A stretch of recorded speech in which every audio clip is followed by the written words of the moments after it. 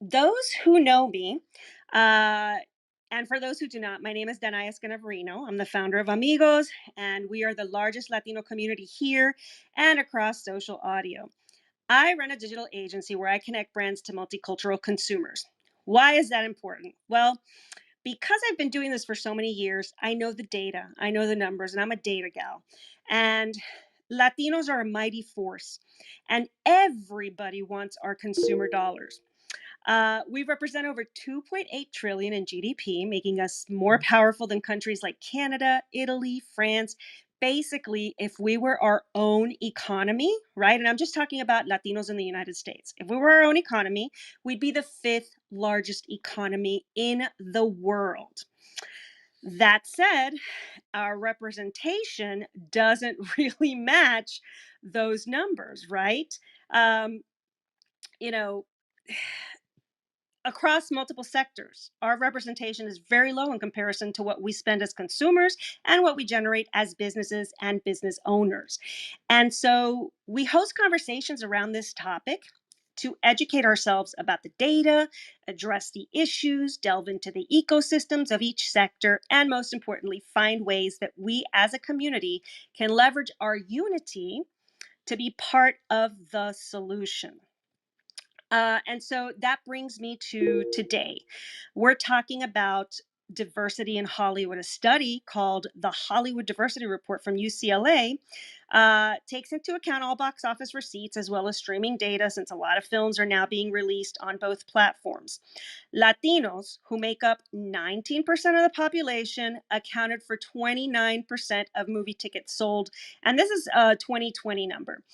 And so we, however, according to the study, represent 7.1% of lead acting roles and 7.7% of overall film acting roles. Behind the camera, Latinos accounted for about 5.6% of writers and 7.1% of directors. And so we've discussed this topic from various points of view, with directors, with showrunners, we even had Congressman Joaquin Castro join us on one of our panels to discuss it from, from a policy making point of view, if there's even a fit for that. And so today's discussion takes into account the point of view of Latino producer who is striving to change this dynamic. Yet he was called out for casting one of the actors in his film, James Franco, as Fidel Castro, even though the entire cast and crew is Latino.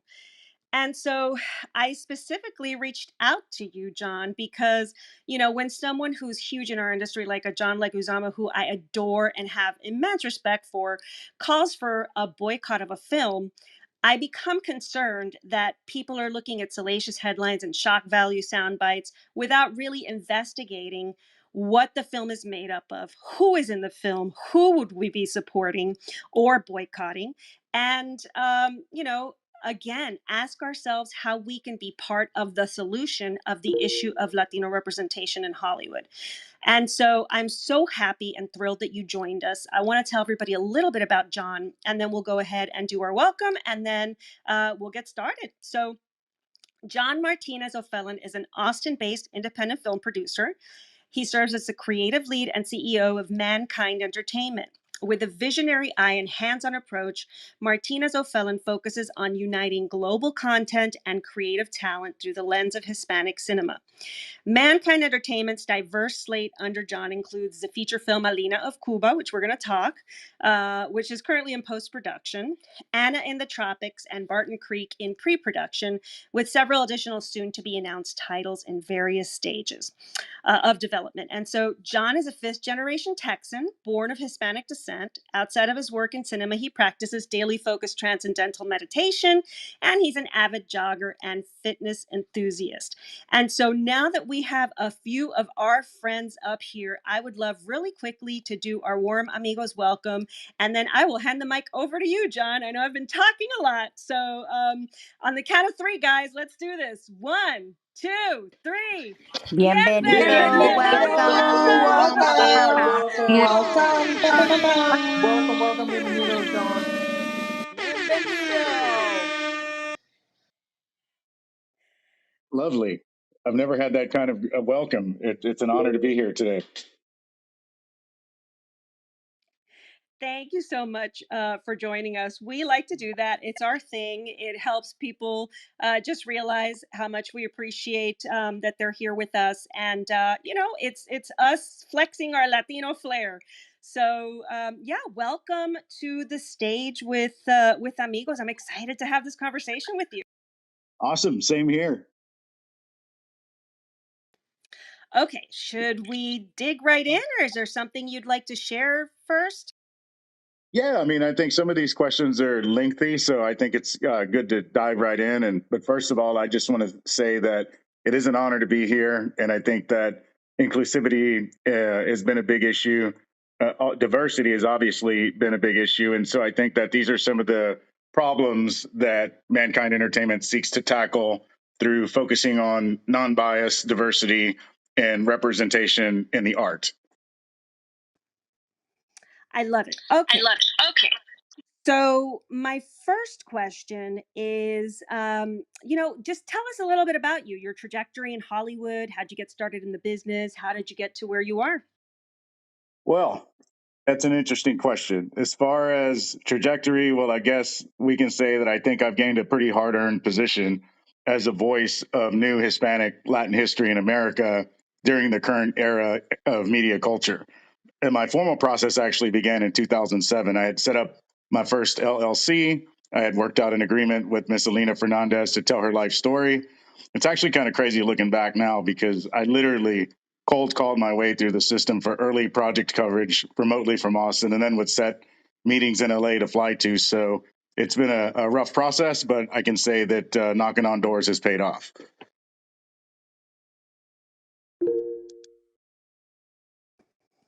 Wonderful, wonderful. So, when because I know that you focus on, representation with Mankind Entertainment. So, when did the topic or idea of representation for Latinos in movies actually first come to you? Was it something that you noticed right away in your career? Or was it something that you arrived at? Was there a specific event that, you said, I have to be part of the solution?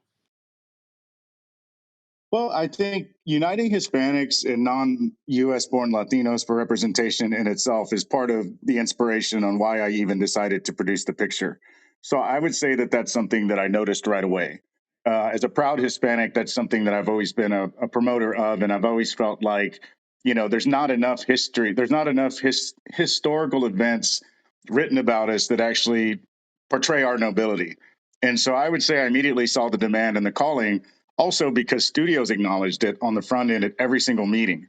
But the same response that I got most of the time was that they had not found a consistent producer that was stepping up to actually develop and finance pictures. And so that really aided my passion to help fulfill the needs of the film world, at least content wise. So that was established at the beginning of the process. And Alina of Cuba, how did that one come to you? How did the whole process of getting this book uh, made into a movie happen? Well, that was an act of, I would say it was a bit of an accident resulting from a spiritual consecration. So during the initial year of meeting Alina on a separate matter, I'd been having a series of inspirational dreams of a new career. I was working in a dead end job. I didn't like it. Typical story of Americanism. And so I had met Alina in 2006, right before Fidel Castro grew ill later that year. And so after becoming friends and noticing the global conversation in media that was centered around her father's place in history, I actually foresaw an opportunity to tell a woman's story and also peacefully unite Americans, Hispanics, and Latinos together in an ensemble, all-inclusive awards piece, and one that would celebrate women's history of our time as well as the continuance of Latin history in its entirety. So that was the calling in a nutshell. Can you tell I us love it. about the premise of the film? Sure, I can give some details without giving the whole story away, but it's flat out a modern Renaissance style drama with incredible picture quality. So, audience will see a coming of age young girl growing up in an environment of geopolitical turmoil, fear, starvation, and who later at age 10 learns that her country's enigmatic leader, who actually secretly visits her, is her father. So we see a critical look at both characters in Alina's life in a country being stuck between the cracks of world politics and food shortages caused by differences in beliefs. So at the high view, I'd say the parallel premise is weighing in on intergenerational Hispanic Latino history through these two contrasting characters. One, a New Age Latina, the other, an old school first generation Spanish Cuban father. And so I think by doing this, it updates the works of our people. And in my humble opinion, I think that the title will be a global delight for audience awaiting the true comeback of true awards content in theaters. So going back So to going back the to country, um, how did you how did you capture Cuba? Because obviously you cannot film there, right? How did you swing that? Well, I think we really did a good job in hiring our creative heads. We got some amazing Latino talent. Juan Carlos Gil is an amazing director of photography. We had Carlos Osorio, who's our production designer, and these guys have worked in Hollywood a really long time. They are Colombian residents, and so we got a lot of great cultural support from the country down there. And also, a lot of the likeness in Cuba is very close to Colombia from what our studies had shown. And then we also had Alina herself as a creative consultant to ensure that we were, maintaining the highest integrity of creative authenticity. How did she react? I'm assuming she was on set quite a bit, especially if she was a consultant. How did she react seeing what is essentially her childhood and her story come to life in front of her? Well, I mean, I think it's for both of us, it's been, a dream come true and a really long winded process to maintain our creative authenticity and to tell the story that we wanted to tell. But being on set with her, I think it was a pretty humbling experience. She had a good say in the creative output. And so I think it was very soothing. And at the same time, I felt personally, and this is my humble opinion, that it may bring, a sense of closure to her own pains and sufferings in her life.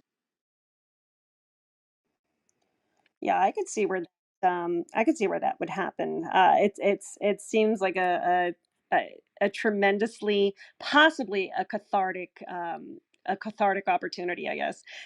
Okay, so I want to address the elephant in the room, which is last year you were called out by John Leguizamo for the decision to cast James Franco as Fidel Castro in the movie.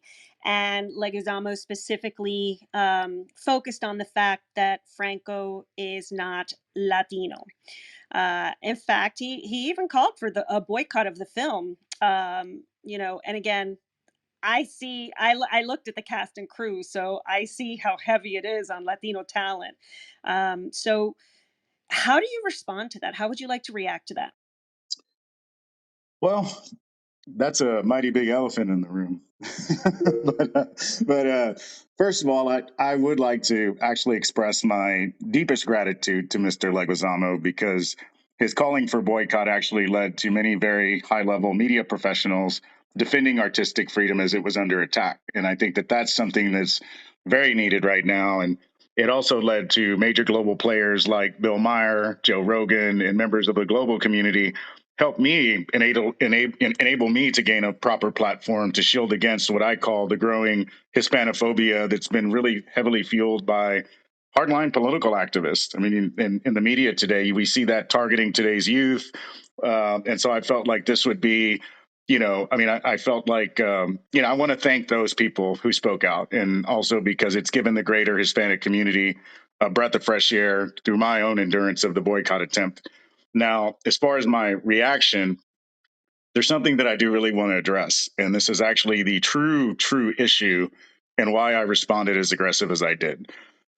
First of all, I want to confirm that this belief, this incident, was to me an act of God that elevated me as a professional into becoming a voice of integrity for the 34 million voiceless Americans of Hispanic Mexican descent who have been overlooked for a very long time. And that's the culture I come from.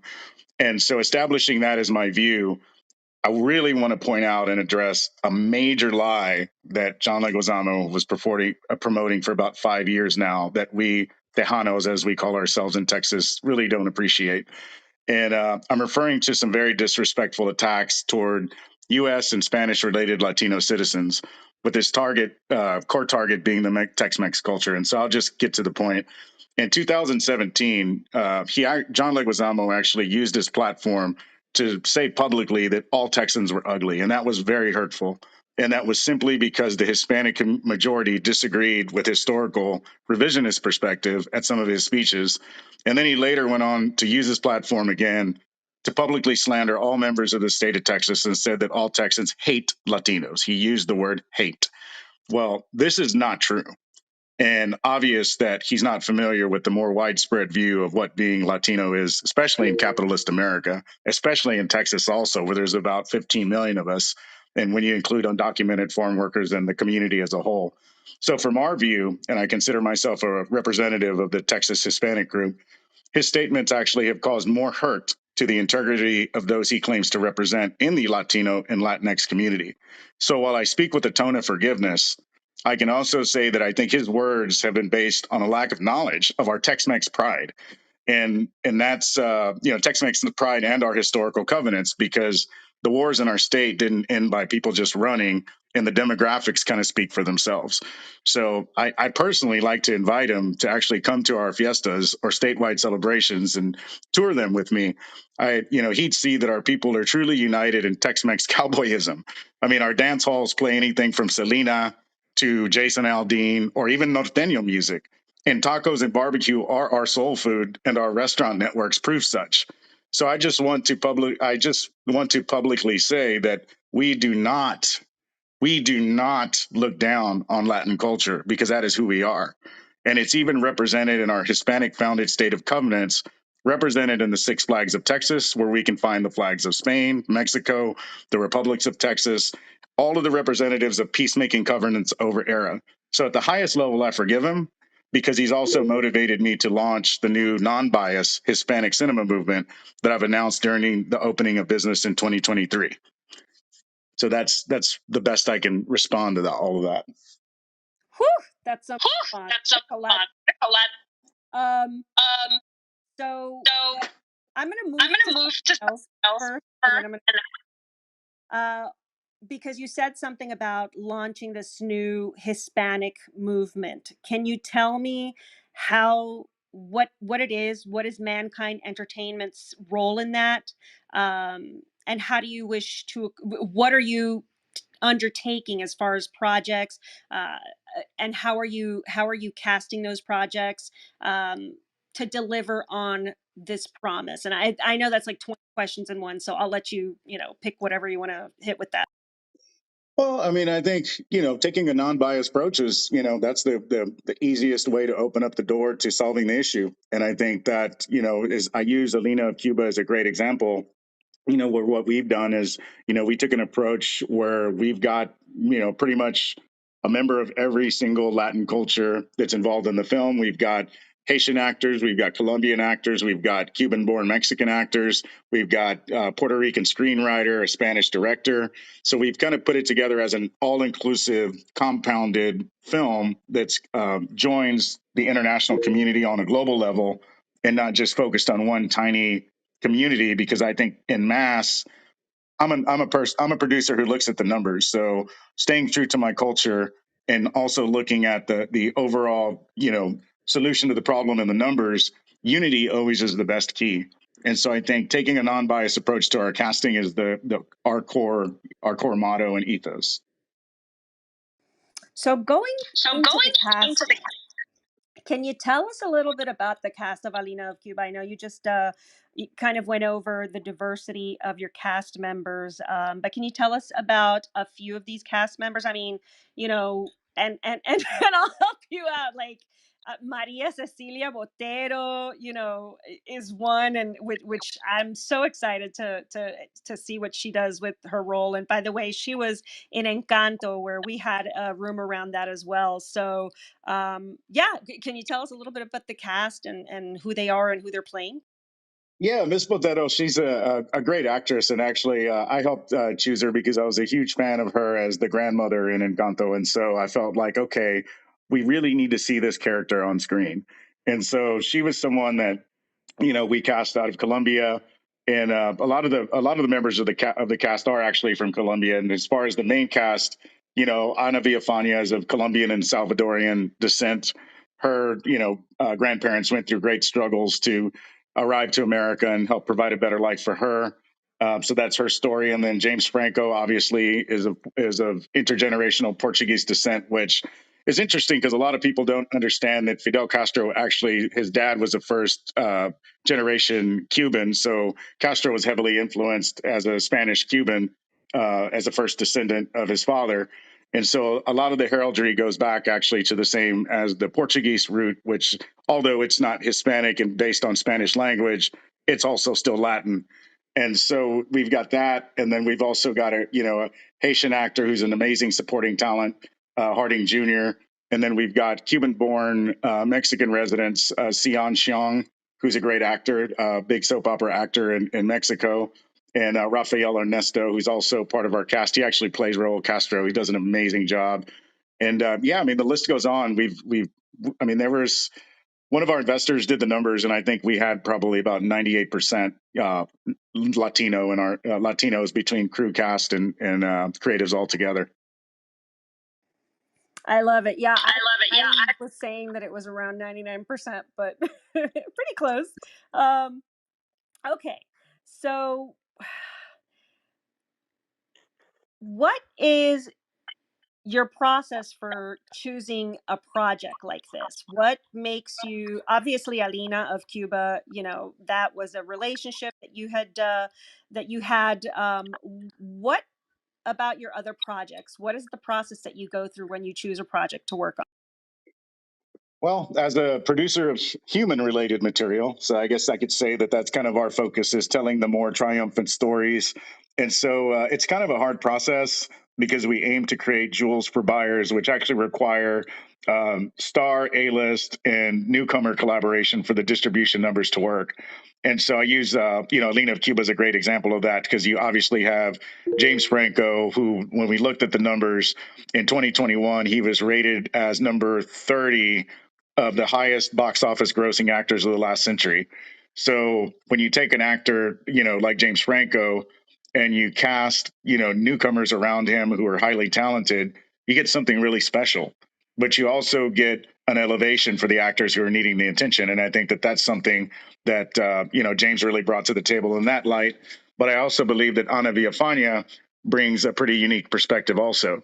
And so, as far as our process, the first step is collective analysis of story focus, story structure, and the motive of the lead characters. And that's to establish the validity of the content to the target viewer market, but also to determine, okay, what's the message we're giving? Are we spreading light to our people, or are we spreading darkness? What are we pouring? Because when I look at the media and I understand the media system, every single person's phone is like an access to the nervous system of the minds of a media system. So those in media have a very, very, very high level responsibility to make sure that they're creating truthful stories, and positives that bring progression as an entire species. And so once there's a solid script, our process then calls for us to weigh out the best director the title can attract. And that actually has to tap into the roster of the who's who or the rising stars of the filmmaking industry, because the work history of a director is actually what attracts the talent or not. Then we have to determine how to creatively cast it to allow the content enough exposure, because the business views actors in different genres as related assets. So you can't just cast your favorite comedian in a serious role, because it won't get picked up if a studio thinks someone is too branded into one genre. And once we do come up with a formula that can be predicted as a future sell, then it's a go. And of course, through that process, there's discussions with sales groups that you're working with, investors. I mean, there's a lot that goes into the underwriting process at the beginning before a picture ever even gets green lit. And this is something that I've learned directly from the acquisition studios and learning how they pick up movies. And that's why, it's been so tough to break through from the independent, in terms of progressing our people, because it's going to take the independent world producing new content to prove that the content travels. Wow. So I just wanted to look. So I wanted to bring up a comment. And by the way, we have a chat going on, and William Garcia is in the chat, and he basically says the same thing, right? James has a worldwide pre-sale value for your ROI. And I think that's one of the things that we talk about a lot when we talk about the representation issue in Hollywood, is that it's not just, and you nailed it. It's not just me casting whoever I want to cast in the role because I would love them for the role. There's a lot that goes into the decision making process. And so the idea of really choosing someone who has that ROI and pairing them with newer talent to give them the opportunity, right, I think is really important. So I'm glad that you said that, and I'm glad that William pointed it out too. Okay, so going back to the stats, right? I threw out a few stats earlier in the beginning, and wait, you know what? Let me reset the room before I go on. I just wanted to welcome everybody who has recently joined us. I want to let everybody know that we are having a conversation with John Martinez O'Felan, who is the producer of Alina of Cuba, and we're just talking about the making of the movie and specifically the issue of representation in Hollywood and how we come together and unify as a community to move the numbers more towards better representation. And so I would love it if you're in the audience and you would go ahead and share this room and ping your friends in here. We're going to continue the conversation, and then we are going to open it up for a little bit of Q&A with a couple of our audience members in the Amigos community. Okay, so going back to the stats. Again, we represent, and by we, I mean Latinos in the US, we represent about 19% of the population, right? But at most, at very best, 7% of the industry when we're talking about movies. How does that apply to your experience? And what I mean by that question, I'll be a little bit more specific. Is it immensely obvious to you when you've been on a set, or when you've been in a meeting, when you've been planning a movie? Um, you know, is it How does that look in your own experience? Well, I'll say that it was absolutely obvious, and that's why it actually took so long to get the title made. But another sign of the underrepresentation was the fact that we stepped on set in Colombia and received so much praise from the community, so much praise from the crew, so much praise from the media out there for creating content that was related to our Latino Hispanic culture. And so I think the core issue that we're really dealing with is the financial evolutionary process of the business and this time that we're living in. And just to put that in perspective, during the early days of cinema, we've seen the business grow from small budget westerns during the first days of filmmaking. Then later on, and during the '90s, we saw rom-coms become the bigger budget norms, along with other comedies. And so as those budgets inflated, you have additional taxation, you've got additional union fees. And so those fees stack up as profitability stacks up. Well, the cost of making a film has become so high. Now, what we're actually seeing is the superhero and action tentpoles as the genre pillars that are allowing studios to even survive. And that means that, and so what that means is that the smaller films need to be produced in the independent world if the game is going to change. And that's because if you've got a Marvel Universe comic series and you put a couple of A-list actors in it, the studio is going to be able to apply $200 million in costs and expense to keep their operations going. And those are the only films that they can count on that are going to make that type of money during this day and age today.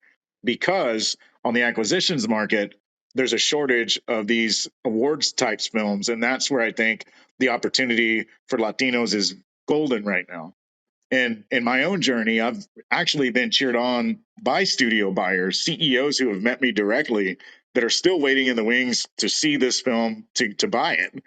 And that's because there is surely interest in Hispanic cinema, Latin America included, but studios just can't shift overnight into developing away from their current corporate models. This is why the independent world is so crucial, and that is why unity amongst our people is so important. And I use Black Panther, Creed, and Wakanda as great examples. You don't see the African American community dividing themselves based on the state that they live in or based on what their personal opinion is on regions. You really see people coming together for the art. And I think that that is why Hispanic cinema and why I'm pushing that out there is to create a renaissance that joins all of us, the American Latino Hispanic, the Latin American Hispanic, and the Spanish born Hispanic, so we can prove case and continue distributing within that format. So So notice that you're um, Hispanic a lot in your conversation, and I get asked all the time. This is like we discuss this probably ad nauseum. Latinx versus Latino versus Hispanic. Why do you prefer using Hispanic? Well, for me personally, that's the way I identify, and I think it really relates to me being a fifth generation Hispanic, and what I was taught and how I grew up. But I mean, I look at everything as a whole. I mean, it's like calling, if a person wants to identify as Latinx, Latin, more, I think that I support that, and the same thing with me being Hispanic. If you were to truly gauge my culture, I go back. My family's heraldry goes back, I think if we're going into the Ani Money calendar, it's like 5,000 years back. And this is an old, very old Spanish lineage. And so when I look at, history from the light of our cultural history as it's been written in history books in Ireland and other history books in the heraldries of Rome, it really, like, I feel that sense of unity amongst all of the Latin community. And while I identify as a Hispanic, it's more of a lineal tribal honoring of my grandparents and their history, and so that's why I choose to use that term. I love it. I I love love it. it. I love it. Yeah. So I don't struggle with terms at all. I kind of have the same viewpoint where I don't care what you identify as. I will respect it. So yeah, that's an interesting an interesting take on that term. Yeah. And I'm sure we will continue to discuss it over and over again. I cannot tell you how many times we've had this conversation here. Okay. So let's go back to diversity. And this is something that pops up often in this conversation. Uh, and that is so, okay, let me just state it. So when One Day at a Time, right? It was remade, and it was a story about Cuban Americans this time, and you know, oh my gosh, Rita Moreno played the Cuban American abuela, and of course, Rita Moreno is not Cuban; she's Puerto Rican, and so it always pops up the question of whether a Mexican can, play a Puerto Rican versus whether a Dominican can play a Colombian, et cetera, et cetera, et cetera. And so, and as a Cuban American, I loved Rita Moreno's version of Abuela. I mean, she reminds me a lot of my own mother. So, where do you stand on this issue? I think it's actually kind of foolish. And I say that because I think that living in America, we are blessed with the freedom of expression. And the issue in itself is part of the Hispanophobia matter and why that has to stop. And a lot of it is heavily fueled by new ideals being pushed to the public by actors with followings to gain click ratings. And sometimes it just gets really down and dirty when one actor may feel betrayed because another actor got their role. So this is really where people really need to unite as being more logical. This way we don't go back into a history of cultural war and separation. I mean, looking back, the Spanish Inquisition should be a great example of why unity is necessary among all Hispanics and Latinos. And that's because history has shown us the destruction of the first pagan empire due to lack of open dialogue. So, of course, we're in 2023 now, obviously, but the point that I make is what extreme separation or aggressive revisionist ideals in math can bring.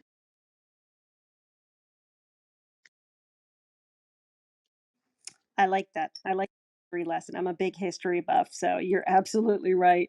Okay, I'm going to go ahead and open it up to a few trusted members of our community to ask their own questions.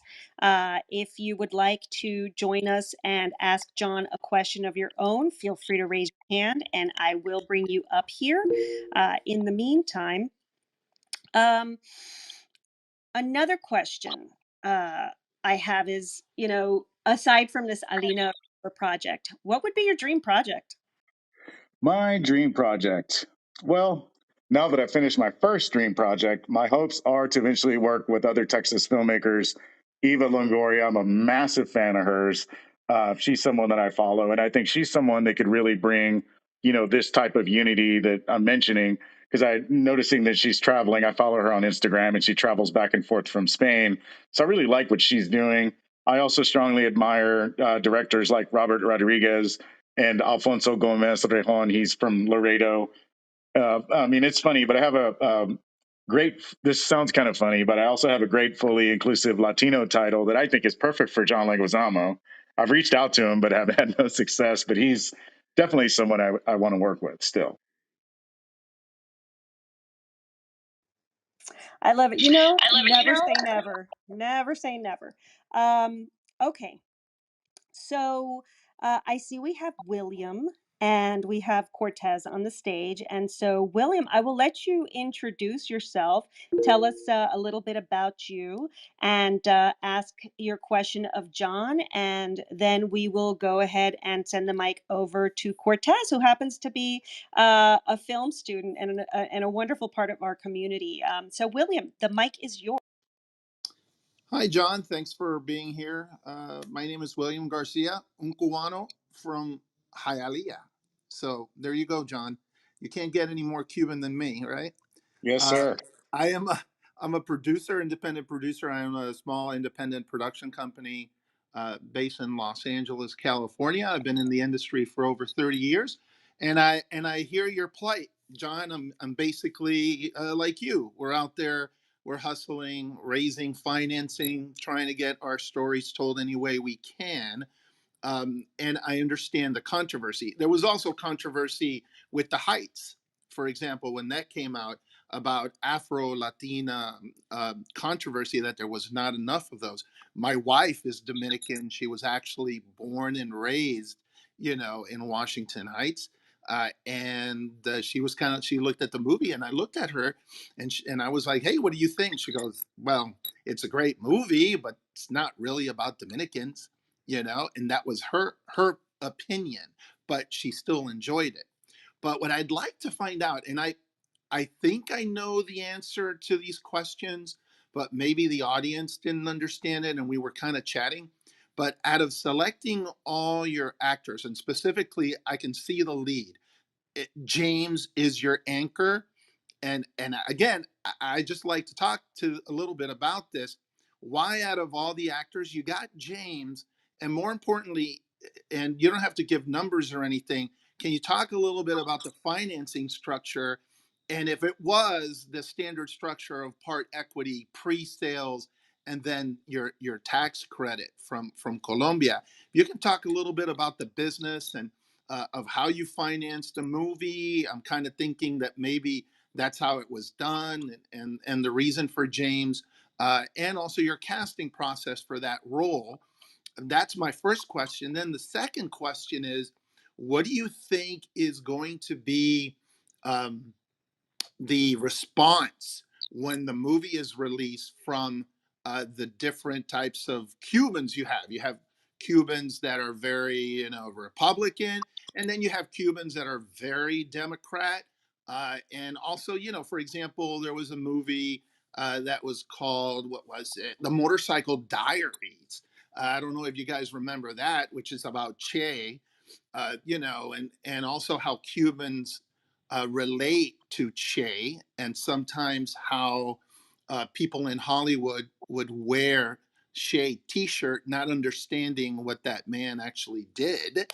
But if you can answer those two questions, it'll be greatly appreciated. And thank you so much, John, for having this moment to have a conversation with you. Sure, sure. So, refresh me one time. So the first question is, James, how did you come about James? And was it the pre-sale equity standard deal, where you have to get some pre-sales to finance your movie? But why James, out of all the actors that are available out there? And then secondly, tell me a little bit about the financing structure of how you financed the movie. okay, sure. Well, first of all, I want to just highlight that the anchor of the film was actually Ana Villafana.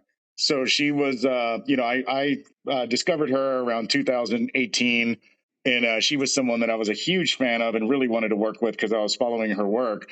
So she was actually the anchor. And so she came on first, and then I ended up financing the film all cash because the process, and that goes into like the studio politics, is that when you're counting on pre-sales, it's a painful process because, you're looking at years added to your time. And these are things that I've learned the hard way and trying to pursue that route. And so I was actually blessed to be able to anchor the film with all cash based on story value, headline value, and also Ana Villafana, her interest in being the lead character. So that's the answer to that question. And so as far as James, I think he was we wanted someone that looked just like Fidel Castro. And so because from our standpoint, it's the artistic integrity matched with the numbers, and this is the battle that every acquisition studio goes through. And so we've combing through the list of actors in Hollywood. I mean, you'd be really surprised at how many Latino talents that are perceived as Latinos will not play Latino roles. And I won't say any names, but you would be very surprised at some of the responses that I had gotten throughout the years asking for discussions from certain actors from the Latin American community. And so at the same time, I felt like it was the universe talking to me with James because the director wanted someone who looked just like him, and there's not a lot of stars that look like him. I mean, I think Liam Neeson may, but I mean, he's way too far off. And so I think that listening to James, his voice and studying his material, we were able to really identify someone who would work on screen. And as far as the dialect portion of it, he actually brought with him, and he put a lot of work into the early work into the character. He did a lot of research. I mean, he spent probably hundreds of hours watching footage.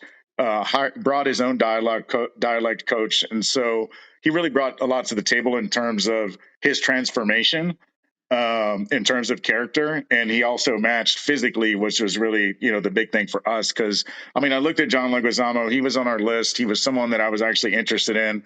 The height didn't work in his situation because he's about 5'6" or 5'7", so he didn't work. And so James was the best fit. I mean, there's no other way to really explain it. As I said, and then the answer to the second question in terms of the cash, we financed it full cash based on Ana Villafana before James signed up. Hey, thanks so much. Hey, thanks Thank so you. much. Thank you. Thank you so much, William, for coming up and asking your question. We'll go ahead and move over to Cortez. Cortez, welcome. The mic is yours. Thank you so much. Hi, John. I'm Cortez Campos. I'm a filmmaker and a director and a student at Syracuse University. So I'm studying film up here, and it's cold, but it's fun. And yeah, I mean, I really got into film because, I mean, not only do I have a big passion for it, but I want to represent my community as well. So, definitely something I feel like I share with you there. But my biggest question I want to ask is, you were talking about a lot of representation with actors, but I'm wondering more about behind the camera. And are we just seeing an increase in representation for storytellers, directors, I know that people like Guillermo del Toro, big names out there right now, are making big waves, and I'm just wondering, what do you think the future is going to look like with Latin actors rising? I know personally from my experience, my school is predominantly white, especially in the film community. I think I'm the only. No, I think one of maybe two to three Latin actor, I mean, not actors, filmmakers in my at my school, and I'm just wondering, like, I don't know, do you just I wanted to see your opinion on if you think how much the Latin community is growing behind the camera. Yeah, I mean, I think that's part of the focus of Mankind Entertainment is developing these type of filmmakers and directors. And I think that as it continues to grow, we're going to see a new revolution of filmmakers. And I think that's why pushing unity is so important right now. By 2060, the Hispanic community in America is going to be roughly about 111 million people, and the majority. And so as the population continues to grow, studios are going to be scurrying to fulfill that demand. And I think that the Latino and Hispanic filmmaker is ultimately going to become a strong asset to the filmmaking world. And I think that like right now, for instance, we've got Carlos V. Gutierrez, who's a director up and coming that I really love, and he's done a few films. And so he's someone that's pedigreed, was honored by an Oscar nomination by the Student Academy Awards, which is still the Oscars, while he was in school, and also went on to become nominated for the Emmy. But yet his career, and he's still young, but his career was somewhat delayed for the film industry because there was the underrepresentation issue. And so, but he pursued his success in national commercials to sustain himself, and then now he's getting back into film. He's done two features, and I think this is going to be kind of his awards piece that we're bringing together with Barton Creek. So the point that I make is that I do think there's going to be more Hispanics and Latinos joining together, but we really, really need to see the A list, like Guillermo del Toro and other directors like Iñárritu, working with the up and comer. We don't really see that. That's where the unity comes into play. Thank you so much. And then I just have one other question for you, real quick. I was wondering, just for since you're a producer, I was just wondering, in terms of me trying to pitch a script to organization, producer, or whoever I want to approach, or they want to approach. I'm just wondering, do you have any big, like, what's the biggest takeaway I should get for attempting to go and sell myself? Like, what's the biggest thing that someone would look for from me, and what should I really be sure to shine? If there's like one thing in particular you think I should definitely highlight for myself. That's a question that I'd be honored to answer, because through my tough process, I've kind of learned every trick of the trade. So the first question that I have related to that is, would you be soliciting this to a production company, a studio, or what would be your target, is the question, because every target's different. Yeah, I would say, I mean, one big thing right now, for example, is I'm looking for internships, so I'm reaching out to all the organizations out there. But when it comes to actually pitching stuff right now, it's more of individuals I know or I reach out to in person. So more like people who are able to back me in that sense. Got it. Okay. Well, I think the simple answer to that is, in my process, what I found was most efficient is email queries. And so I actually, my career was partially developed by a mentor who I'm very thankful for, Arnie Reyes. And so he's owned a law firm that I worked for. And one of the process formats that I gained from that law firm was invaluable, and that was email queries. And so the point is, you set an email query as your pitch, and you want to introduce yourself, you want to introduce your title, and then you want to basically introduce why it's important to the market, and you want to solicit it as a lookbook. And then obviously you'd have to have a lookbook that you'd create. And so once you would get that response, what I would do, at least in my history, was I would send the query, and then when I got the response, send the lookbook for them to review along with the script, and then push for a follow up and a sit down meeting. And so I did that roughly for 15 years, and I actually got to, like, the CEO of Focus Features, Peter Kajowski, met with me. Ray Strachey, the former head of acquisitions at Fox Searchlight.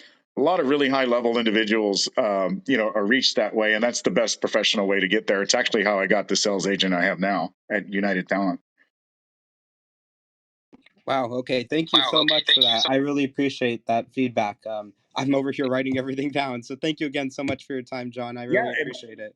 yeah, and feel free to email me or reach out to me on social media. I can definitely, help you out with some pointers because I'm willing to help. Thank you. Yes, I will definitely do that. Thank you so much. Thank you, sir. Wonderful. Thank you so much, Cortez. It's great seeing you here today. And thank you, John, for taking a few of those questions. And again, if you're in the audience, want to go ahead and ask a question, we will bring you up if you are a trusted Amigos community member. Okay. So I'm going to go back to something you said, which was that we would be surprised at how many Latino actors there are who don't want to play Latino roles.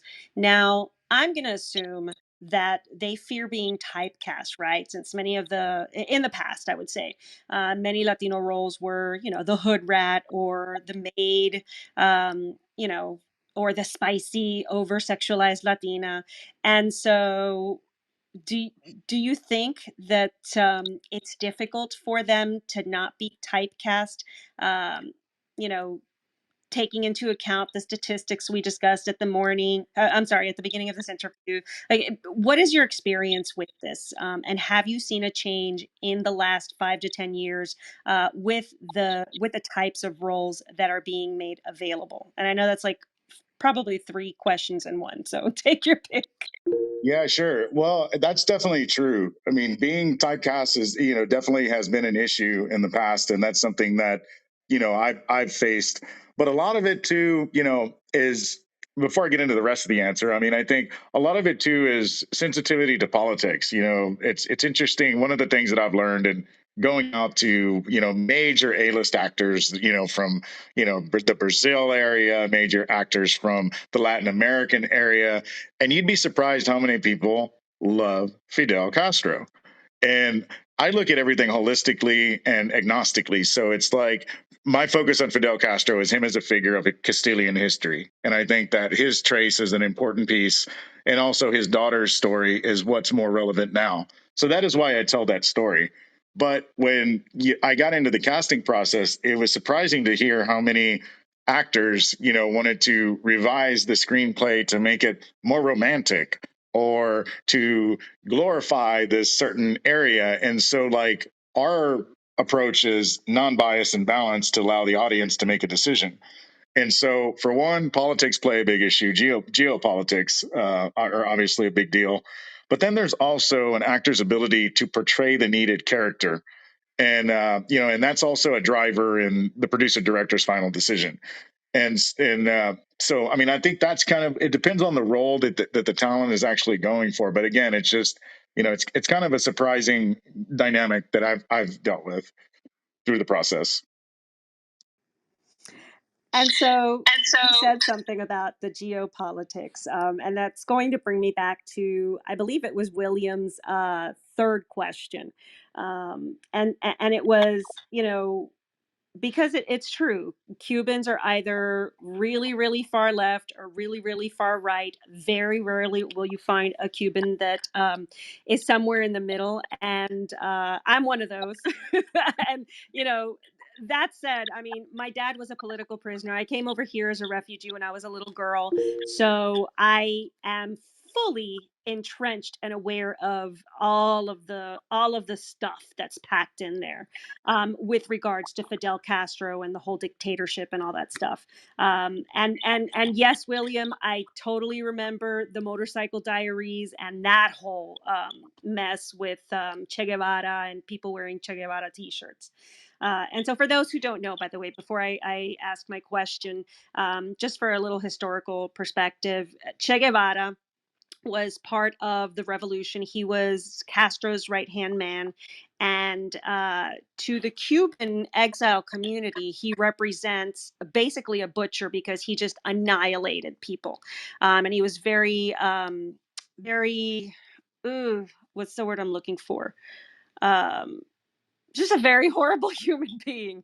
But, you know, there is a part of history that idolizes him and that sees him as this romantic revolutionary person. And so, again, left, right, where you stand, whatever. And so, my question is more along the lines of what William was asking, which is how do you think the movie is going to be received on either side of that political spectrum between, you know, the hard right Cubans and the staunchly Republican exile community versus the more progressive ones? That's a good question. I mean, I think it's definitely going to make a lot of people think. And again, the story is centered on Alina and her relationship with her father. And so a lot of what we do with the story is ultimately celebrate, you know, who Alina is and kind of her contributions to society. And you know, one of the I guess secrets about her story is, and this is historical, is the role that she actually played in impacting the restoration of religious rights. And you know, that's something that I won't give up the details on that because that's in the story and part of the ending. But you know, a lot of it is, you know, that's the story that we're actually telling. So I think that from the perspective of global audiences, I think they'll really enjoy the movie because you know, the story weighs heavily on Alina Fernandez, and you've got this new age Latina actress playing this character. So I think she's really who we're introducing to the world as Ana Villafana and showcasing her amazing talent. But at the same time, audiences are also going to see this very highly intense Fidel Castro dressed in costume that looks just like him. And so I think what we get is, you know, the value that the story will bring to the world is creative authenticity and being able to really feel like they're next to Fidel Castro by the way James Franco looks, but they're also going to look at this Latina and say, "Wow, Fidel Castro had a daughter. Who knew?"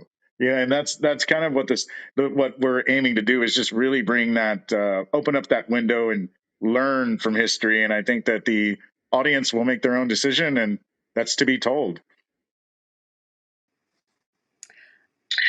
Fascinating. Okay. So, um, and so, just to kind of let everybody know about the historical perspective for that, when you're talking about the role she played in establishing religious rights, for those who don't know, when the revolution happened in Cuba, religious rights pretty much disappeared because the thought was, you know, by the leaders and Castro at the helm, the thought was that everything had to be about the country, right? Patria o muerte, country or death.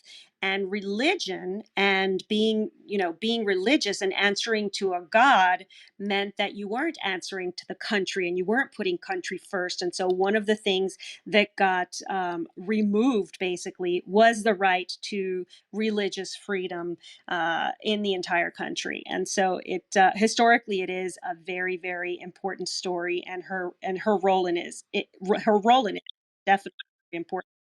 I'm glad that you brought that up. Thank you.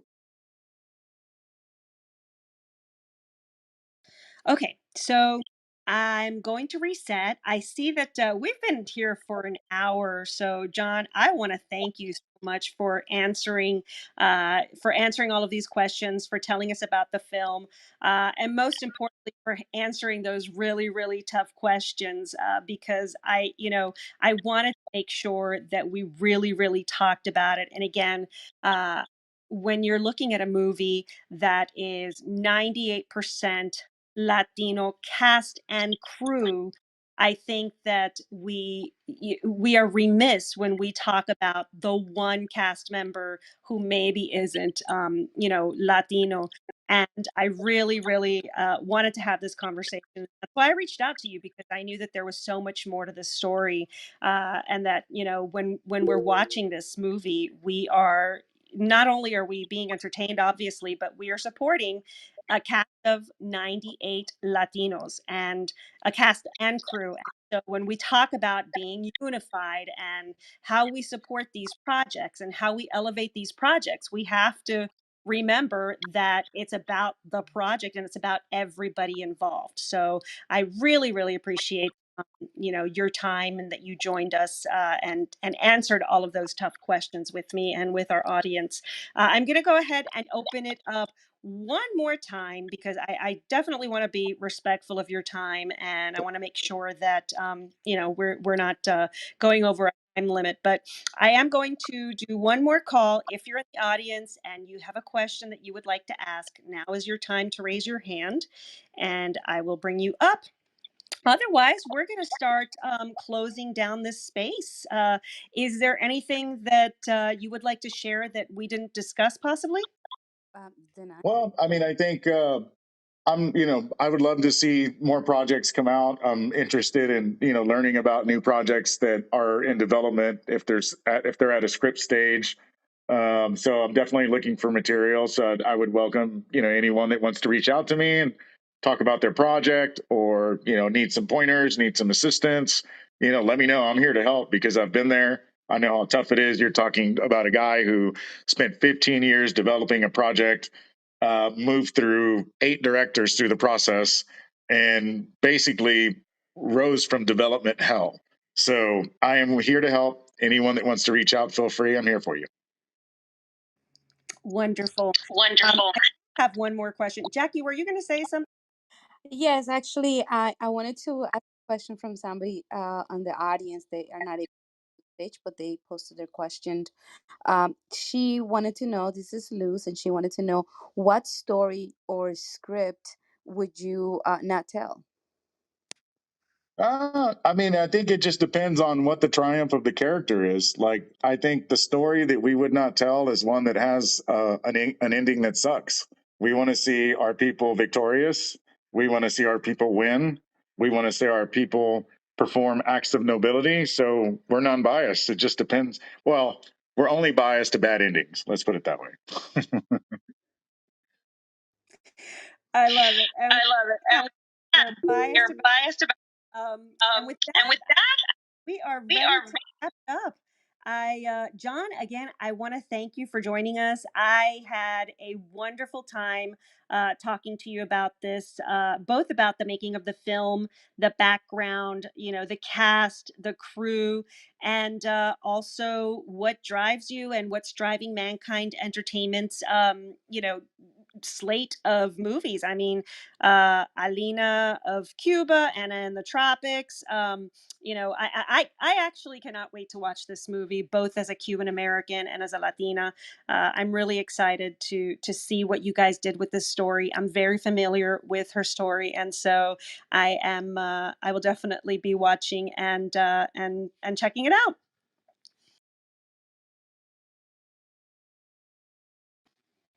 So we're going to go ahead and wrap up the room. Would you like to give us any last thoughts before we go ahead and close it down?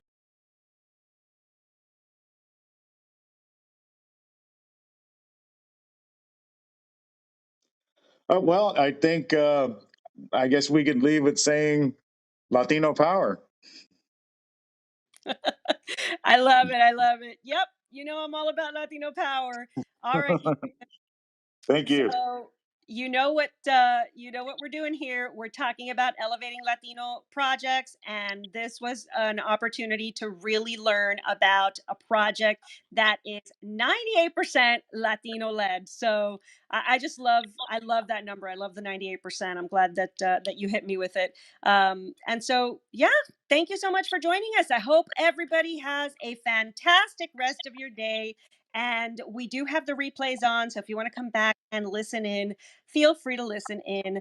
I'm going to go ahead and turn this down in the next 5 seconds. Adios. Thank Five, you. 4, 3,